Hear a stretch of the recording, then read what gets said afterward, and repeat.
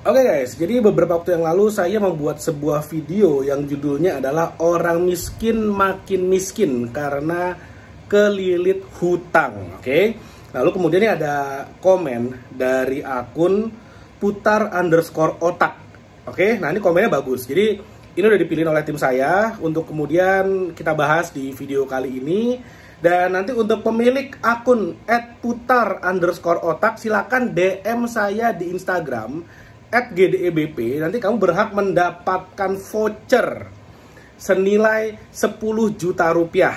Nanti jadi saya punya satu online course yang judulnya adalah 100 ide passive income, itu nilainya 10 juta. Dan nanti pemilik akun @putar_otak bisa dapat gratis. Oke, jadi gini pertanyaannya, Bang, ini saya tampilin ya, jadi silakan dibaca, silakan di pause videonya. Bang, mungkin Anda melewatkan beberapa faktor. Oke, 1, orang kaya bisa pinjam uang 1 miliar di bank, pastilah menggunakan agunan. Betul. Sedangkan agunan seperti apa bagi orang miskin yang setara dengan 1 miliar sebagai syarat pinjam ke bank? Oke, very good point. Ini valid banget poinnya. Oke, yang kedua, orang miskin seringkali berhutang karena untuk memenuhi kebutuhan dan tidak selalu soal judi ataupun memenuhi gengsi. Betul juga. Sebetulnya jarang ada orang miskin yang minjem uang di bank untuk judol. Jadi kenapa jarang? Ya karena memang biasanya yang dipakai buat judol itu ya duit mereka. Misalnya nih, ada yang kerja sebagai ojol, lalu kemudian income-nya dipakai buat judol. Itu biasanya. Jadi bukan kemudian minjem di pinjol dipakai buat judol, bukan gitu ya. Ini bener poinnya valid banget. Yang ketiga, kalaulah orang miskin memaksakan pinjam uang di bank untuk usaha dengan maksud produktif, memangnya bisa langsung berhasil usahanya? Nggak bisa, oke? Bukannya malah menambah taruhan hidupnya karena belum memiliki skill yang terlatih di kewirausahaan. Oke, nah ini jawabannya udah ada. Nah ini keren banget. Ini makanya saya berikan voucher senilai 10 juta. Jadi silakan nanti putar_otak DM saya di Instagram @gdebp. Kalaulah boleh request, buat next video bisa dijelaskan bagaimana caranya menggunakan hutang yang benar khususnya buat orang miskin agar naik taraf hidupnya. Oke, ini pertanyaannya bagus banget. Ini bener-bener dipikirin. Jadi bener-bener menyimak videonya, bener-bener punya punya keresahan, lalu kemudian bertanya dan kita bisa diskusi. Ini keren banget. Saya harapkan nanti teman-teman yang nonton video ini, kalau misalnya ada yang mau ditanyakan lagi, silakan di komen aja, tulis pertanyaannya. Nanti pertanyaan-pertanyaan yang kemudian dipilih oleh tim saya untuk kemudian dibahas, dibuatkan videonya, nanti kita akan berikan voucher lagi, oke? Jadi kita sebenarnya untuk poin 1, 2, 3 ini bisa dengan satu jawaban. Jadi gini, goalnya, end game-nya itu adalah kita semua ingin mencapai satu yang namanya kita ingin jadi kaya raya, oke? Kita ingin ada di posisi dimana kita mau ngapain pun kita udah nggak masalahin soal duit lagi. Misalnya nih, mau liburan ke Eropa, bawa satu keluarga, bawa istri atau suami, bawa anak-anak, misalnya anaknya 5, bawa semua, bawa babysitternya, bawa orang tua kanan kiri, bawa orang tua suami, bawa orang tua istri, waduh enak banget. Total anggaplah keluar duit, naiknya bisnis class, first class, anggaplah total liburan keluar 1 miliar, 2 miliar, udah nggak mikir duit lagi. Itu goalnya. Punya rumah harganya 100 miliar, 200 miliar, bisa sekolah di sekolah yang paling baik. Kalau misalnya ada masalah tentang kesehatan apa, dibawa ke Singapura, keluar uang 1 miliar, udah nggak mikir. Goalnya itu sebetulnya, end game-nya itu. Nah, bagaimana caranya biar bisa sampai ke sana? Kita harus financially free dulu. Ingat loh, harus financially free dulu, harus financial freedom dulu, baru bisa kaya raya. Bukan kemudian kaya dulu, baru financial freedom, kebalik. Harus kaya raya dulu, kalau mau kaya raya, harus financial freedom dulu. Kenapa? Karena kalau kita udah financially free, kita udah nggak mikirin duit lagi, kita bisa mencari peluang-peluang yang bisa membuat kita kaya raya. Kita hanya perlu satu peluang untuk kita kaya raya. Tapi masalahnya kita nggak bisa mendapatkan peluang tersebut kalau kita belum bebas secara finansial. Kebayang ya? Gimana caranya supaya bebas secara finansial? Harus punya passive income. Karena gini, bebas finansial adalah ketika passive income kita bisa membiayai semua kehidupan kita. Semua biaya hidup kita dibayarin oleh passive income. Passive income datang dari mana? Passive income itu datangnya dari aset yang menghasilkan cash flow. Aset yang menghasilkan passive income berupa cash flow. Jadi spesifik, asetnya cash flow, bukan sekedar aset yang harus dijual baru jadi duit. Contoh, saya beli saham harganya 100, lalu kemudian minggu depan harganya naik jadi 1000. Saya jual baru dapat untung 900 perak, itu tidak membawa saya jadi financial freedom. Kenapa? Karena saya harus jual asetnya. Saya harus bedah bebek bertelur emasnya dulu, baru kemudian saya jual dagingnya. Tapi kalau misalnya gini, saya punya aset saham, saya hidup dari dividennya aja, nah itu passive income berupa cash flow. Saya punya properti, harganya mau naik mau turun saya nggak peduli. Kenapa? Karena propertinya kemudian saya sewakan, hasil uang sewanya itu adalah cash flow.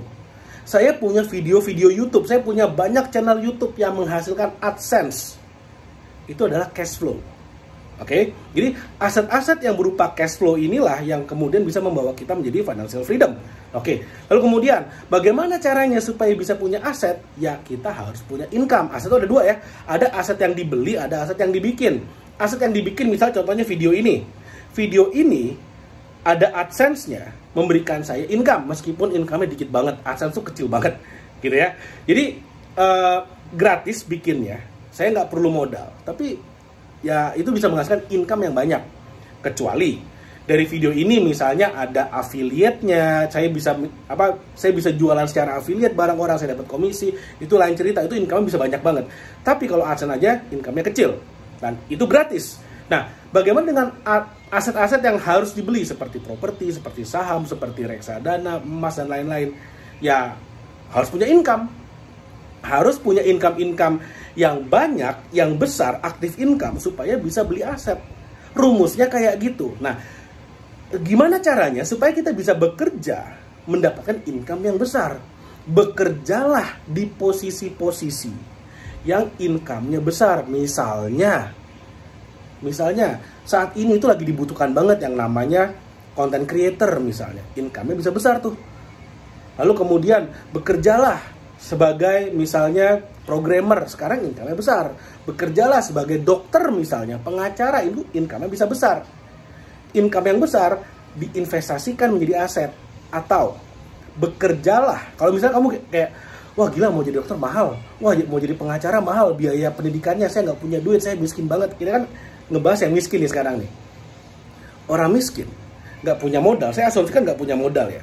Gimana caranya supaya bisa punya income yang besar? Pelajarilah skill-skill yang memberikan income yang besar. High income skill. Misalnya apa? Skill jualan. Kalau kamu mau punya bisnis, income-nya supaya besar, bohong kalau misalnya saya mengatakan kamu nggak perlu jago jualan. Semua pebisnis yang sukses jago jualan. Semua pebisnis yang bisnisnya jalan, yang bisnisnya sukses, bertumbuh besar, itu pasti foundernya, CEO-nya, pendirinya jago jualan. Kalau saya tantang deh, cari satu pengusaha yang mendirikan bisnis ya, nggak jago jualan.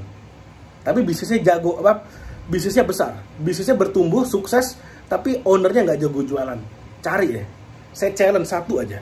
Kalau kamu nemu satu, saya kasih voucher 10 juta lagi. Ayo. Nggak ada satupun orang kaya di dunia ini, satupun orang kaya di dunia yang nggak bisa jualan. Nggak ada, bullshit. Semua orang miskin yang jago jualan, yang mau spend waktu buat jualan, dia akan jadi kaya. Oke, jadi sekarang balik lagi ke pertanyaannya putar_otak. Orang kaya bisa pinjam uang 1 miliar di bank.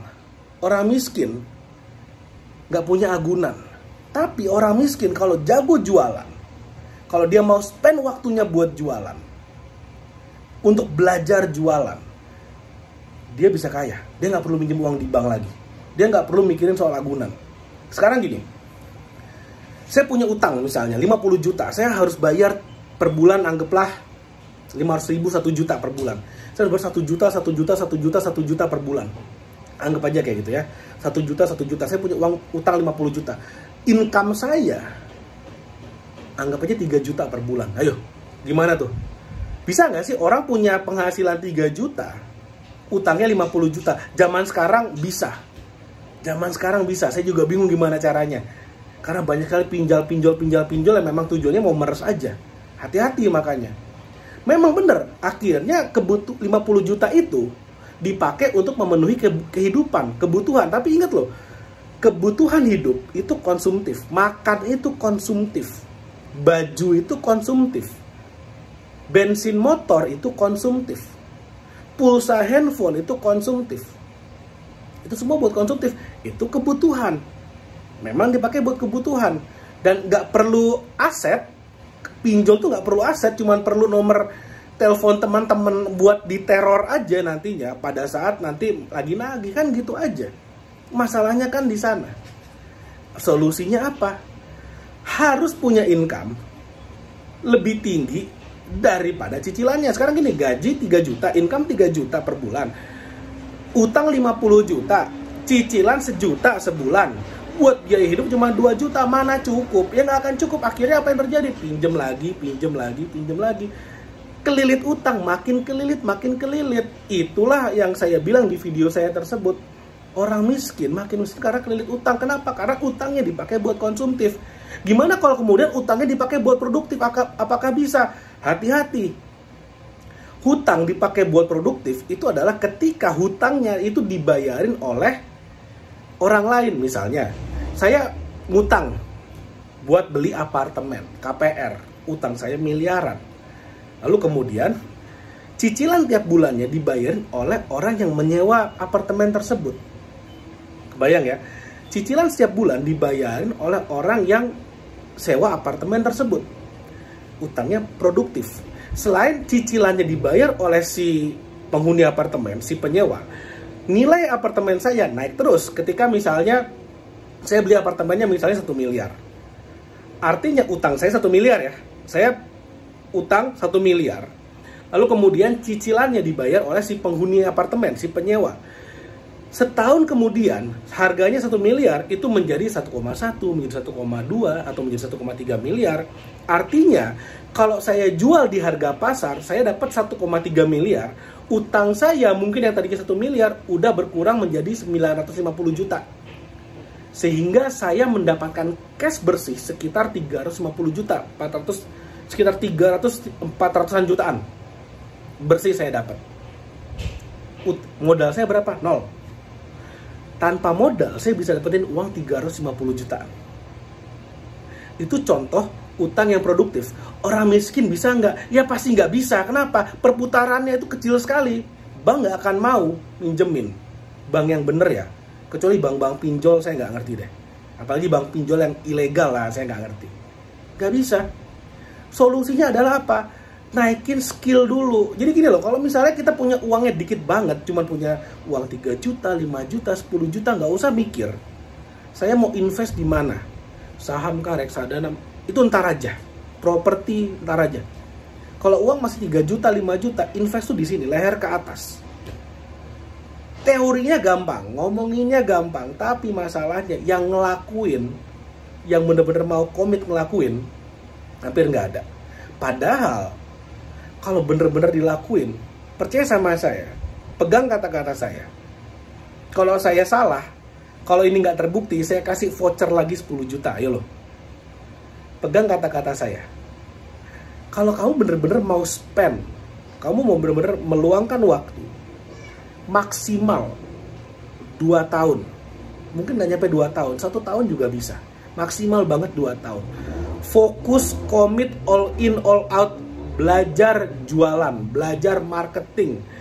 Income-mu akan gila banget. Penghasilanmu minimal 10 juta, 20 juta per bulan tuh minimal, percaya sama saya. Kamu nggak punya modal buat bikin barang, nggak punya modal buat produksi, nggak usah. Ada banyak banget di luar sana barang-barang yang bisa kamu jualin. Jadi apa? Jadi affiliate marketing misalnya. Affiliate marketing itu adalah jadi reseller tanpa perlu ngemodal stok barang. Kalau kamu jadi reseller, kamu harus beli barangnya dulu, kamu jual. Itu modal kan? Kalau kamu nggak punya modal, jadi affiliate marketing. Barang harganya misalnya 200.000, komisi 20%, kamu dapat 40.000 masuk kantong. Kamu jual 104 juta sebulan bersih, itu komisi. Enak atau enak banget? Sekarang gajimu 3 juta, balik lagi yang tadi ya, 3 juta. Dari affiliate marketing kamu dapat 4 juta. Enak apa enak banget? Biaya hidup tiba-tiba udah bisa jauh lebih makmur, jauh lebih enak hidupnya. Dari 3 juta jadi 7 juta. Semakin kamu punya skill, dari 7 juta jadi 10 juta, jadi 15 juta, jadi 20 juta per bulan dari affiliate marketing. Enak apa enak banget? Itu semua perlu apa? Perlu skill. Kamu punya handphone, makanya kamu bisa nonton video ini. Kamu punya akses ke internet. Kamu udah punya 2 hal yang diperlukan untuk kamu keluar dari kemiskinan. Yang menghambat apa? Nih, kepalamu, mindsetmu. Karena banyak banget orang yang kalau mendengar kata mindset, motivator, bacot doang, bullshit doang. Akhirnya hidupnya yang bullshit. Makanya mulai sekarang ayo, isi kepala dirubah. Punya waktu 24 jam. Kalau kamu masih income-nya di bawah 10 juta, fokus di sini. Kalau kamu uang di rekeningnya masih di bawah 100 juta, ayo fokus di sini. Fokus di kepalamu. Fokus di skillmu, naikin skill. Kalau uangmu udah 1 miliar di rekening, ayo tingkatkan networkmu sebanyak-banyaknya. Cari orang kaya, bergaul dengan mereka, berpartner dengan mereka. Tapi kalau kamu masih miskin sekarang, gaji income masih di bawah 10 juta, di bawah 20 juta, fokus di sini. Di kepalamu. Penuhi kepalamu dengan high income skill. Dengan skill-skill, dengan keterampilan-keterampilan yang bisa mendatangkan income yang besar. Skill marketing, digital marketing, skill affiliate marketing, skill bisnis, skill digital marketing, video marketing, konten marketing, semua marketing. Aplikasinya kemana? Sekali lagi, jadi affiliate aja dulu. Banyak banget dari TikTok, Shopee, ada banyak banget barang-barang yang bisa kamu jualin sebagai affiliate. Dan kamu pasti sukses. Pegang kata-kata saya.